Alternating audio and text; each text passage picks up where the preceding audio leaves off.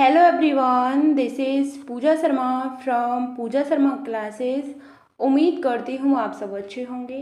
CTET जुलाई 2023 के लिए सभी क्लासेस चल रही हैं हमारी। इसमें हम बाल विकास एवं शिक्षण शास्त्र को आपके साथ डिस्कस कर रहे हैं। इसमें मैंने बहुत ही महत्वपूर्ण प्रश्न लिए हैं, तो इनको मैं आपके साथ डिस्कस कराऊंगी। तो स्टार्ट करते हैं। आपको वीडियो पसंद आती है तो वीडियो को लाइक ज़रूर कर देना, और चैनल को सब्सक्राइब नहीं किया है तो चैनल को सब्सक्राइब कर लेना। सीटेट एग्ज़ाम के लिए आपको सभी प्रीवियस ईयर पेपर्स को लगा लेना है, जिससे क्या होगा कि आपकी जो समझ है बहुत ही अच्छे से बेहतर हो जाएगी, यानी कि जो समझ है आपकी उसका विकास हो जाएगा। क्योंकि सीटेट के एग्ज़ाम में आपको समझ को बहुत ही ज़्यादा विकसित करना होता है। तो आपको अच्छे से अपने जो प्रीवियस ईयर पेपर हैं इनको लगा लेना है। खास तौर पर जो आपके ऑनलाइन वाले सेट हुए थे उन सभी को आपको लगा लेना है। 2021-22 और 22-23 वाले मैंने आपको करा दिए हैं। मैं लिंक आपको डिस्क्रिप्शन बॉक्स में दे दूंगी, और वहाँ पे प्लेलिस्ट में जाकर आप देख सकते हैं। तो स्टार्ट करते हैं। आपको वीडियो पसंद आती है तो लाइक ज़रूर कर देना। क्वेश्चन नंबर 1 आता है आपका कि शिक्षार्थियों में समालोचनात्मक चिंतन को समुन्नत करने के लिए अध्यापक को विद्यार्थियों को किस बात के लिए प्रोत्साहित करना चाहिए। आपको बताना है कि शिक्षार्थियों में समालोचनात्मक चिंतन को समुन्नत करने के लिए अध्यापक को विद्यार्थियों को किस बात के लिए प्रोत्साहित करना चाहिए। तो तथ्यों को कंठस्थ करने के लिए प्रोत्साहित करना चाहिए, या श्यामपट्ट पर लिखे गए उत्तरों और ज्यों का त्यों नकल करने के लिए लिखने के लिए करना चाहिए। ऑप्शन 3 आता है कि अपने सहपाठियों के द्वारा साझा किए गए बहुविध दृष्टिकोण पर विमर्श करने के लिए करना चाहिए। ऑप्शन 4 आता है कि अपने विचारों को दूसरों से साझा न करने और अलग होकर काम करने के लिए करना चाहिए। तो इसका आपको आंसर बताना है कि जो समालोचनात्मक चिंतन होता है इसको समुन्नत करने के लिए एक अध्यापक को विद्यार्थियों को किस बात के लिए प्रोत्साहित करना चाहिए। तो इसका सही आंसर होता है आपका ऑप्शन नंबर 3 कि अपने सहपाठियों के द्वारा, अपने जो पीयर ग्रुप है इनका, तो इनके द्वारा साझा किए गए बहुविध दृष्टिकोणों पर विमर्श करने के लिए प्रोत्साहित करना चाहिए। Option number 3 is the right answer. कंठस्थ करने के लिए, जहाँ पे भी आपको कंठस्थ जैसी बात दिख जाए गलत हो जाएगा। ज्यों का त्यों नकल करना यह आपका बिल्कुल गलत हो जाएगा। अपने विचारों को दूसरों से साझा न करने और अलग होकर काम करने के लिए कहा जा रहा है, तो यह भी आपका गलत हो जाएगा। इसका सही आंसर है समालोचनात्मक सोच होती है वह अपने सहपाठियों के द्वारा साझा किए गए बहुविध दृष्टिकोण के आधार पर, यानी कि विमर्श के लिए होती है। क्वेश्चन नंबर आपका 2 आता है। आपको बताना है कि निम्नलिखित में से कौन सी विकलांगता मुख्य रूप से सामाजिक अंतःक्रिया और संप्रेषण में कठिनाई से संबंधित है। इसका आपको आंसर बताना है कि विकलांगता और सामाजिक अंतःक्रिया और संप्रेषण में कठिनाई से संबंधित है, तो वह आपका अवधान न्यूनता अतिक्रियाशीलता विकार होता है। इसको हम क्या बोलते हैं? ADHD बोलते हैं। स्वलीनता होती है, पठन वैकल्य होता है, या फिर आपका गुणज वैकल्य होता है। तो विकलांगता होती है, इसके बारे में आपको बताना है कि विकलांगता मुख्य रूप से सामाजिक अंतःक्रिया और संप्रेषणों में कठिनाई से संबंधित है, तो वह आपकी क्या कहलाती है? वह आपकी स्वलीनता कहलाती है। Option number 2 is the right answer. ADHD नहीं होता है, पठन वैकल्य नहीं होता है, गुणज वैकल्य नहीं होता है, यह आपका स्वलीनता होती है। क्वेश्चन नंबर आपका 3 आता है। आपको बताना है कि अधिगम की प्रक्रिया में त्रुटियों के बारे में क्या सही है। तो त्रुटियों को कोई भी भूमिका नहीं होती है, जो त्रुटियां होती हैं उनकी कोई भी भूमिका नहीं होती है। या त्रुटियां होती हैं वह अर्थपूर्ण है और उन पर चर्चा होनी चाहिए। जो आपकी त्रुटियां हैं, गलतियां हैं, यह अर्थपूर्ण होती हैं और इन पर चर्चा होनी चाहिए। अध्यापक के द्वारा त्रुटियों पर ध्यान नहीं दिया जाना चाहिए, यानी अध्यापक गलतियों पर ध्यान नहीं दें। ऑप्शन 4 आता है कि त्रुटियों को नकारात्मक पुनर्वलन के द्वारा संबोधित किया जाना चाहिए। तो आपको इसका आंसर बताना है कि अधिगम की प्रक्रिया में त्रुटियों के बारे में क्या सही हो जाता है। तो इसका सही आंसर होता है आपका ऑप्शन नंबर 2 कि जो त्रुटियां होती हैं वह कैसी हैं? अर्थपूर्ण हैं और उन पर क्या होनी चाहिए? चर्चा होनी चाहिए। चर्चा की बात की गई है, यह आपका यहाँ पे सही आंसर हो जाएगा। कोई भूमिका नहीं है, बिल्कुल गलत हो जाएगा। ध्यान नहीं दिया जाता, यह भी गलत है। नकारात्मक पुनर्बलन के द्वारा संबोधित किया जाता है, यह भी गलत हो जाएगा। इसका सही आंसर होता है ऑप्शन नंबर 3। क्वेश्चन नंबर 4 आता है आपका कि विद्यार्थियों की स्वयं के अधिगम पर विमर्श चिंतन करने की योग्यता को क्या कहा जाता है। आपको बताना है कि विद्यार्थियों की स्वयं के अधिगम पर विमर्श चिंतन करने की जो योग्यता होती है, इसको हम क्या कहते हैं, तो ध्यान देना कहते हैं, कंठस्थीकरण कहते हैं, या फिर विस्मरण कहते हैं, इसको हम बोलना भी कहते हैं विस्मरण को, या अधिसंज्ञान कहते हैं। तो आपको बताना है कि स्वयं के अधिगम पर विमर्श चिंतन करने की योग्यता होती है, यह क्या कहलाती है, तो यह आपका क्या कहलाती है, यह आपका अधिसंज्ञान कहलाती है, मेटाकॉग्निशन कहलाती है। Option number 4 is the right answer.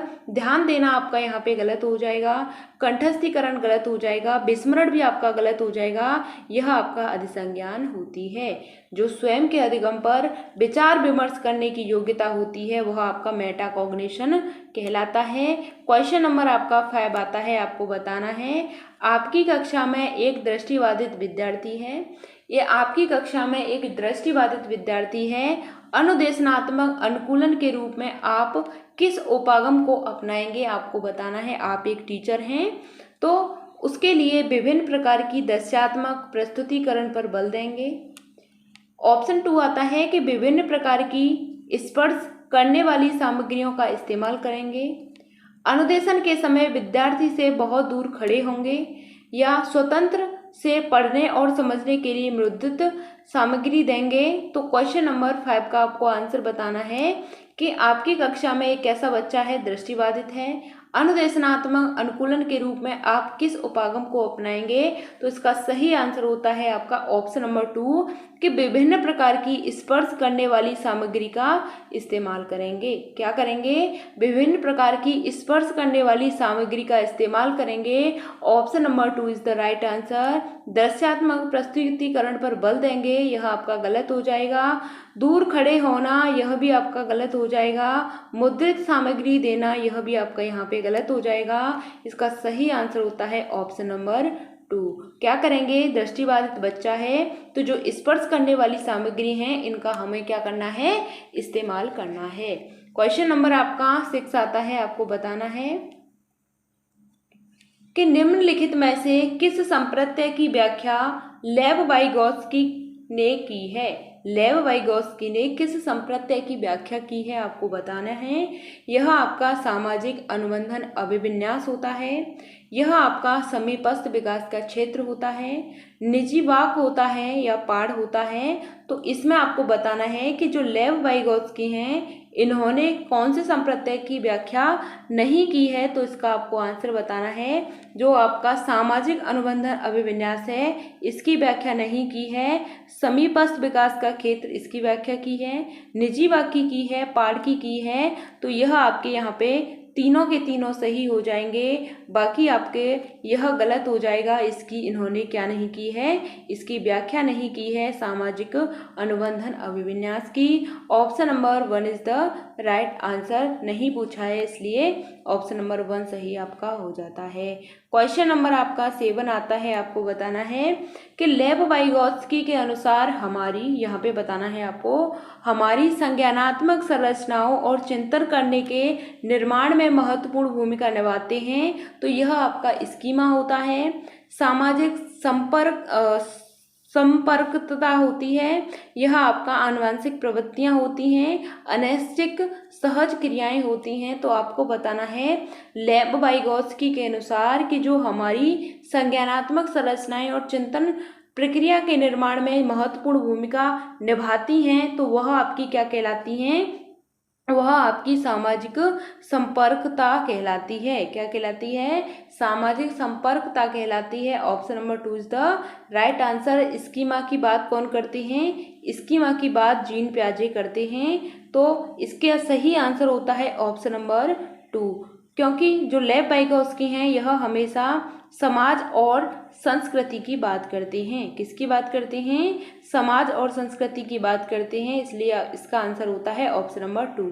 Question number आपका 8 आता है, आपको बताना है कि प्रगतिशील शिक्षा सुझाती है कि शैक्षिक नियोजन का केंद्र नहीं होना चाहिए, यानी कि कौन सा शैक्षिक क्रिया का केंद्र नहीं होना चाहिए। तो परीक्षाएं होती हैं, अध्यापक होता है, माता पिता होते हैं, या फिर आपका जो विद्यार्थी होता है वह होता है। तो नहीं की बात नहीं है कि होना चाहिए। तो इसका आपको आंसर बताना है कि प्रगतिशील कक्षा सुझाती है कि शैक्षिक नियोजन का केंद्र होना चाहिए। तो प्रगतिशील शिक्षा में शिक्षा का नियोजन करने का जो मुख्य केंद्र होता है वह आपका स्टूडेंट होता है, वह आपका विद्यार्थी होता है, बालक होता है। Option number 4 is the right answer. परीक्षाएं गलत हो जाएगा, अध्यापक गलत हो जाएगा, माता पिता भी यहाँ पे गलत हो जाएंगे। तो जो आपकी प्रगतिशील शिक्षा है इसमें विद्यार्थी सेंटर होती है। Option number 4 is the right answer. Question number आपका 9 आता है, आपको बताना है हार्वर्ड गार्डनर के अनुसार एक अच्छा कवि और लेखक होने के लिए एक व्यक्ति में किस प्रकार की बुद्धि होनी चाहिए। आपको बताना है हार्वर्ड गार्डनर के अनुसार एक अच्छा कवि और लेखक होने के लिए एक व्यक्ति में किस प्रकार की बुद्धि होनी चाहिए। तो वह अंतःवैयक्तिक बुद्धि होनी चाहिए, भाषाई बुद्धि होनी चाहिए, शारीरिक गति संवेदी बुद्धि होनी चाहिए, या दिशाई बुद्धि होनी चाहिए। क्वेश्चन नंबर 9 का आपको आंसर बताना है कि जो एक अच्छा कवि है और एक अच्छा लेखक होने के लिए एक व्यक्ति में किस प्रकार की बुद्धि होनी चाहिए। तो उसमें भाषाई बुद्धि होना जरूरी है। लेखक और कवि में कैसी बुद्धि होनी चाहिए, भाषाई बुद्धि होनी चाहिए। Option number 2 is the right answer. अंतःवैयक्तिक गलत हो जाएगा, शारीरिक गति संवेदी गलत हो जाएगा, दिशाई यह गलत हो जाएगा। उसमें कैसी होनी चाहिए लेखक और कवि में, तो भाषाई बुद्धि होनी चाहिए। हार्वर्ड गार्डनर की बात करते हैं तो इन्होंने बुद्धि को 8 प्रकार से बांटा है, यानी 8 भागों में इन्होंने बुद्धि को बांटा है। क्वेश्चन नंबर आपका 10 आता है, आपको बताना है कि विद्यार्थियों में समस्या समाधान कौशलों के विकास के लिए निम्न में से किसे बढ़ावा देना चाहिए। समस्या समाधान के कौशलों के लिए निम्न में से किस चीज़ को हमें बढ़ावा देना चाहिए। तो आपको बताना है प्रकार्यात्मक स्थिरता को बढ़ावा देना चाहिए, अभिसारी चिंतन को बढ़ावा देना चाहिए, अपसारी चिंतन को बढ़ावा देना चाहिए, या अंतः आत्म केंद्रीयता को बढ़ावा देना चाहिए। तो समस्या समाधान की बात की गई है, प्रॉब्लम सॉल्विंग की बात की गई है। तो आपको इसका आंसर बताना है कि कौशलों के विकास के लिए किसे बढ़ावा देना चाहिए, महत्वपूर्ण हो जाता है। तो इसका सही आंसर होता है अपसारी चिंतन को। किसको? अपसारी चिंतन को बढ़ावा देना चाहिए। Option number 3 is the right answer. यहाँ तक हमने 10 क्वेश्चंस किए हैं, सभी क्वेश्चंस आपकी समझ में आए होंगे। बहुत ही महत्वपूर्ण मैंने प्रश्न लिए हैं जो आपके परीक्षा की दृष्टि से महत्वपूर्ण हैं। तो मिलते हैं आपको इसी तरीके की आगे की नेक्स्ट वीडियो में। अगर आपका कोई भी डाउट होता है तो हमसे कमेंट के माध्यम से ज़रूर पूछ लिया करो, हम आपको आपका आंसर ज़रूर करेंगे। तो मिलते हैं फिर आपको इसी तरीके की नेक्स्ट वीडियो में। तब तक के लिए थैंक्स फॉर वॉचिंग। जय हिंद, वंदे मातरम।